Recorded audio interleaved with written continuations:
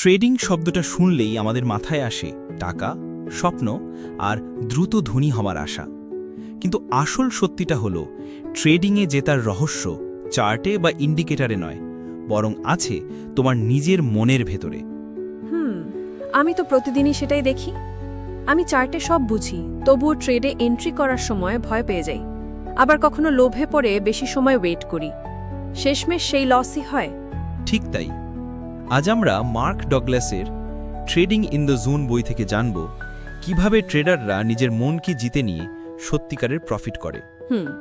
Chapter 1, market is a game of probabilities. Sir, আমি মাঝে মাঝে এত ভালো সেটআপ পাই, মনে হয় এবারে নিশ্চিত প্রফিট হবেই। অনেকবার ব্যাক টেস্ট করেও সেই সেটআপ ভালোই কাজ করে, কিন্তু যখনই রিয়েল মানি দিয়ে ট্রেড করি, ট্রেড উল্টো দিকে চলে যায়। তখন মনে হয় আমি একদমই বুঝি না মার্কেটকে। এটাই হলো তোমার ভুল ধারণা। মার্কেটকে কেউই 100% বুঝতে পারে না। প্রতিটা ট্রেড আসলে প্রবাবিলিটি, অর্থাৎ সম্ভাবনার খেলা। তাহলে স্যার, আমি ঠিক থাকলেও কেন ট্রেড উল্টো দিকে চলে যায়? কারণ ট্রেডিংয়ে নিশ্চিত বলে কিছু নেই। যেমন ধরো, তুমি আকাশে কয়েন ছুড়ছ, একবার হেড একবার টেল আসতে পারে, কিন্তু 100 বার ছুড়ো, তখন প্রায় 50-50 ভাগে ভাগ হবে। ট্রেডিংও একই রকম। একটা দুটো লস তোমার সিস্টেম খারাপ প্রমাণ করে না, বরং অনেকগুলো ট্রেড যখন তুমি একই সেটআপে করো, তখনই বোঝা যায় তোমার সিস্টেম লাভজনক কিনা।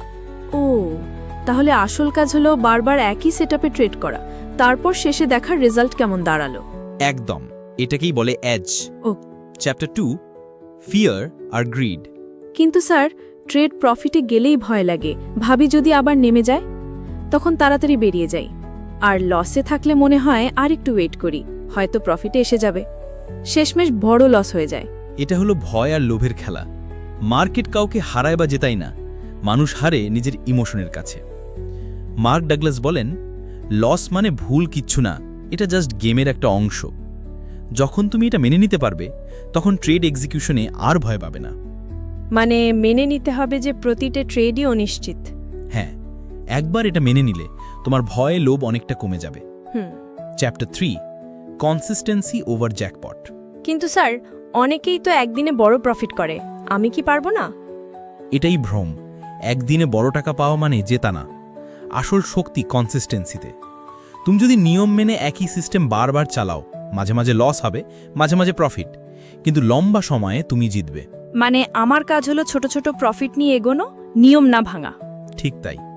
অনেকেই লটারির মতো একবারে বড় টাকা জিততে চায়, কিন্তু শেষে তা নিঃস্ব হয়ে যায় সব। প্রফেশনালরা ছোট ছোট প্রফিট নেয়, কিন্তু নিয়মিত জিতে। Chapter 4, mindset over strategy. আমি এতদিন ভেবেছিলাম ভালো ইন্ডিকেটর থাকলেই আমি ভালো ট্রেডার হব। এটাই ভুল ধারণা। বইটা বলছে ট্রেডিং হলো 80% সাইকোলজি আর 20% স্ট্র্যাটেজি। একই সিস্টেমে দুজন মানুষ ট্রেড করছে, একজন শান্ত ডিসিপ্লিনড, লোভ ভয় নিয়ন্ত্রণে রেখেছে, আর একজন আতঙ্কিত নিয়ম ভাঙছে। ফলাফল কি হবে? প্রথম জনই জিতবে। মানে আসল খেলাটা মাথার ভেতরে। ঠিক তাই। মাইন্ডসেট ঠিক থাকলে সাধারণ সিস্টেম দিয়েও তুমি জিতবে। Chapter 5, the zone. স্যার, বইটার নামই তো ট্রেডিং ইন দ্য জোন।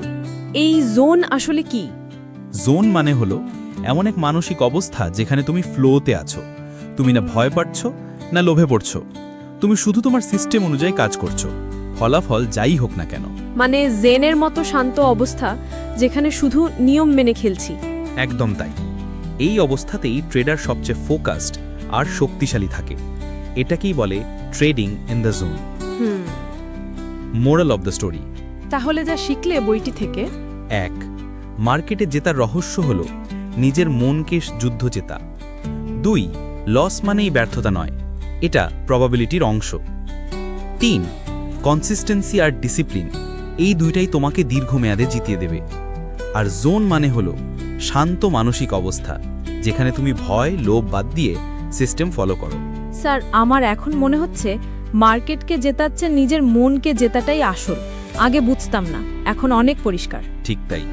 এই শিক্ষা যদি ভালো লেগে থাকে, তাহলে মনে রেখো, ট্রেডিং মানেই হলো সেলফ কন্ট্রোলের খেলা।